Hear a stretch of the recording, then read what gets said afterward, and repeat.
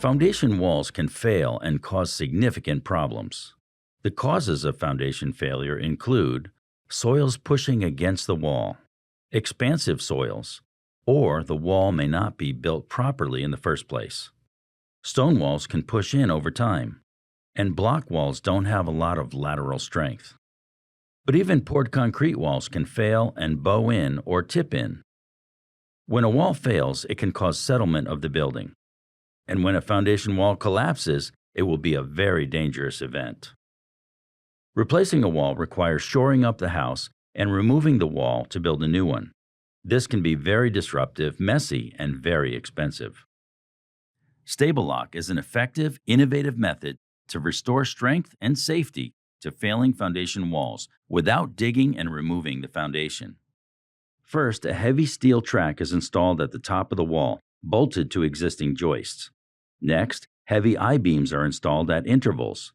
They fit into the track at the top, and at the floor, they are bolted to a solid slab with special brackets. If the floor is dirt, or if the floor is very thin, then holes are dug and the beams are set into concrete. Variations on the methods of securing the beams at the top and bottom of the wall can be used to accommodate varying field conditions, but the results are the same. Next, steel reinforcement bars are run through holes in the beams. They are spliced together with heavy hardware.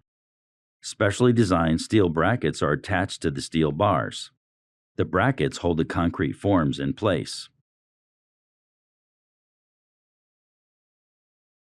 Then, concrete is pumped behind the forms, encapsulating the steel beams.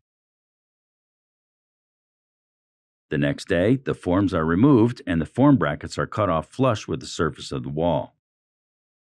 The end result is a new, super strong concrete foundation wall with steel I-beams and reinforcement bar embedded in the concrete.